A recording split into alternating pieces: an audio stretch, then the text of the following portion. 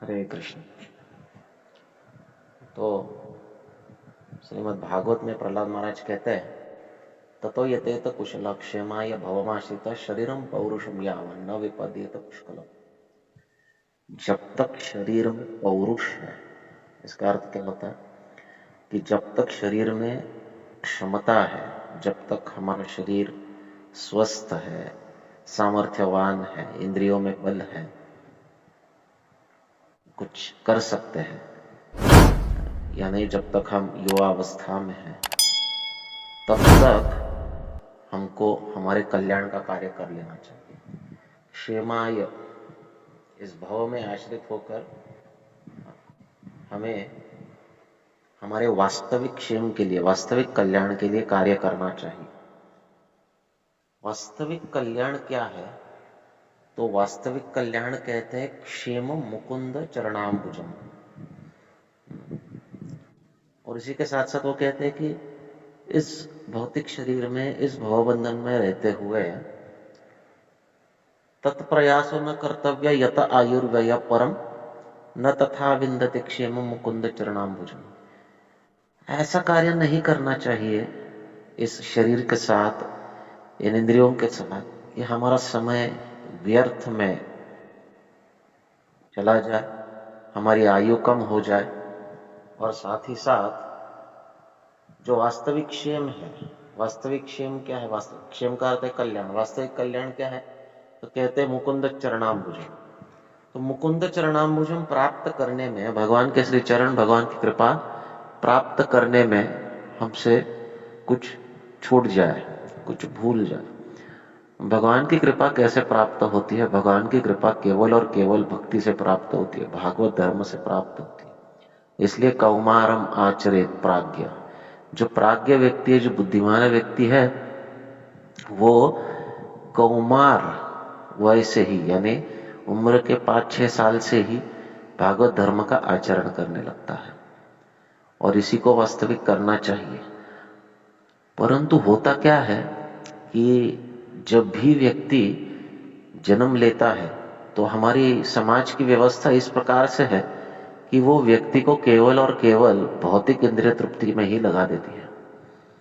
चाहे वो हमारे माता पिता हो, रिश्तेदार हो, भाई बहन हो, पत्नी हो, पति हो, बच्चे हो, जो भी हो, वो हमें केवल और केवल इंद्रिय तृप्ति में ही प्रोत्साहन देते रहते हैं। जब व्यक्ति जन्म लेता है तो उसे समझाया जाता है कि धराधाम सत्य है। धराधाम सत्य है का अर्थ क्या है? कि भाई देखो, ये तुम्हारा घर है, ये तुम्हारी स्टेट है, ये तुम्हारी प्रॉपर्टी है, ये तुम्हारा व्यवसाय है, तुम्हें इस प्रकार से पढ़ाई करनी है, तुम्हें इस प्रकार से धन कमाना है। तो ये धराधाम सत्य, यही तुम्हारा कर्तव्य है।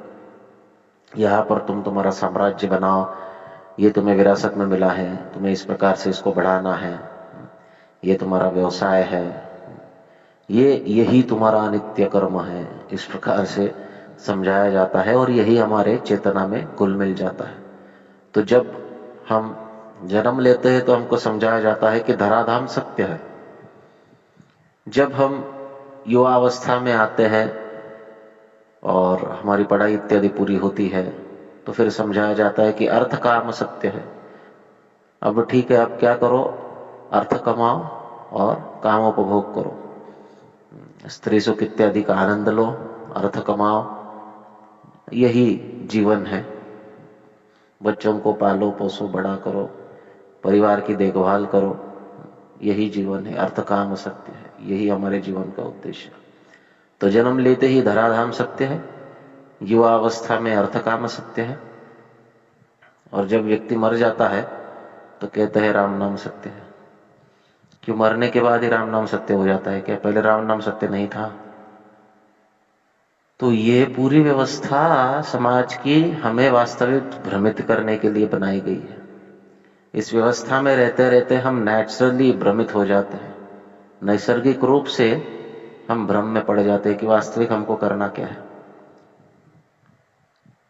तो इस संपूर्ण व्यवस्था को देखकर एक बार शिवजी कुछ लोगों को देखे कि वो कह रहे थे राम नाम सत्य है, राम नाम सत्य है। कहते बहुत बढ़िया है, ये तो जगत में कोई नहीं कहता है इस जगत में राम नाम सत्य है। सब तो भौतिक सुख और भौतिक इंद्रिय तृप्ति के पीछे ही पड़े रहते हैं। ये कौन लोग है जो कह रहे राम नाम सत्य है? तो उनके पीछे होली है। और वो किसी के अंत्येष्टि के लिए जा रहे थे शमशान में। अच्छा, शमशान में जाकर जब तैयारी हो रही थी, जाते जाते तो राम नाम सत्य कह रहे थे।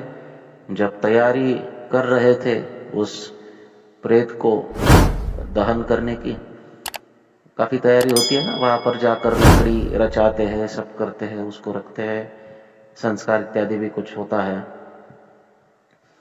तब फिर लोगों का आपस में बात चालू हो गई, सांसारिक बात। अरे मुझे यहाँ जाना था, लेकिन क्या करे, ये अचानक से यहाँ आना पड़ा, नहीं आता तो लोग क्या कहते। कोई रिश्तेदार कहते अरे अरे अरे मेरा बहुत महत्वपूर्ण काम छोड़ के मैं यहाँ पर आ गया। ऐसे आपस में बातें चलती रहती है। शिव जी कहते अरे अभी अभी तो राम नाम सत्य कह रहे थे, अभी संसारिक बातों में लग गए। अब उसका दहन हो जाता है। दहन होने के बाद सब उठकर चले जाते हैं, तो फिर से अपने भौतिक विचारों में व्यस्त होते। तो कहते आते समय तो राम नाम सत्य कह रहे थे, राम का ही नाम ले रहे हैं, क्योंकि शिव जी पार्वती जी को यही तो बताते हैं। तो कह रहे ये तो मेरे मत के हैं, लेकिन बाद में देखते कि नहीं नहीं ये तो मेरा मत नहीं है, ये तो अभी राम नाम का नाम नहीं ले रहे। तो ये राम नाम का नाम क्यों ले रहे थे? तो फिर शिव जी कहते कि अरे ये जो प्रेत है इसकी वजह से राम नाम ले रहे थे। लेकिन अब प्रेत तो जल गया। तब शिव जी क्या करते हैं, उस प्रेत की राख को अपने बदन पर लगा देते हैं, ये कहते हुए कि देखो इस प्रेत की वजह से लोगों ने राम का नाम लिया, ये कितना पवित्र वस्तु। तो उस राख को शिव जी अपने शरीर पर लगाते हैं। इसलिए आज भी आप देखोगे, आप उज्जैन जाओ चाहे काशी जाओ, कहीं भी जाओ, तो भगवान शिव को शमशान की ताजी राख लगाई जाती है। तो ये क्यों लगाई जाती है? क्योंकि ये राम नाम का उच्चारण करने के लिए लोगों को बाध्य किया। परंतु ऐसे इस वैराग्य को शमशान वैराग्य कहा जाता है। जब सांसारिक लोग शमशान में जाते हैं तो उन्हें वैराग्य आता है, और शमशान से बाहर आते हैं तो वैराग्य गायब हो जाता है। इसका कोई लाभ नहीं होता है वास्तव में। इस संपूर्ण व्यवस्था में, भौतिक व्यवस्था में रहते हुए हमें प्रहलाद महाराज जैसे महाभागवतों का अनुसरण करना चाहिए। जब वे कहते हैं कौमारमाचरित प्राज्ञो धर्म, तो उस प्रकार से इस भागवत धर्म का, धर्मम भागवतम इह, इस जगत में रहते हुए कुमार वैसे भागवत धर्म का आचरण करना चाहिए। और क्यों इतने छोटे उम्र से करना चाहिए? क्योंकि तब शरीर में जो होता है सामर्थ्य होता है, और जब तक शरीर में सामर्थ्य है तब तक शरीरम पौरुषम, जब तक शरीर में पौरुष है, सामर्थ्य, इंद्रियों में सामर्थ्य है, तब तक भगवान की भक्ति कर लेनी चाहिए। एक बार शरीर थक जाएगा, चल नहीं पाएंगे, उठ नहीं पाएंगे, बैठ नहीं पाएंगे, खा नहीं पाएंगे, देख नहीं पाएंगे, सुन नहीं पाएंगे, तब क्या भगवान का भजन करें? तो जब तक शरीर स्वस्थ है भगवान का भजन कर लेना चाहिए। और इस समय को फालतू भौतिक कार्यों में नहीं बिताना चाहिए, क्योंकि कब जिंदगी बीत जाती है पता भी नहीं चलता है। उम्र के 20, 25, 40, 50 वर्ष कब निकल गए पता भी नहीं चला। आने वाले भी समय निकल जाएगा। ये शरीर तो छूटना ही है, और अंत समय में आकर अगर हम सोचते रहेंगे कि मैंने जीवन में क्या किया, और वो भी ज्ञान प्राप्त करके, सदगुरु के चरणों का आश्रय प्राप्त करके, हरिनाम को प्राप्त करके, तब बहुत बड़ा पछतावा होगा।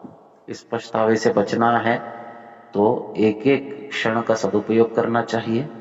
और उसका सदुपयोग तभी होगा जब हम भगवान का भजन में पूरी तरह से जुड़ जाएंगे। भगवान के भजन में पूरी तरह से जुटने के लिए सबसे आवश्यक वस्तु और महत्वपूर्ण वस्तु है कि हम भगवान के भक्ति का प्रचार करें, क्योंकि प्रचार से ही हमारी व्यस्तता भगवान के भक्ति में बढ़ती है, और प्रचार से ही हमें भगवान के भक्ति में प्रेरणा प्राप्त होती है। जितने अधिक जीवों को हम कृष्ण को बांटेंगे उतना ही अधिक कृपा हमको प्राप्त होगा गुरु, हरि और शास्त्र का, और उतनी ही कृपा से हम भगवान के भजन में और अधिक प्रवृत्त हो पाएंगे।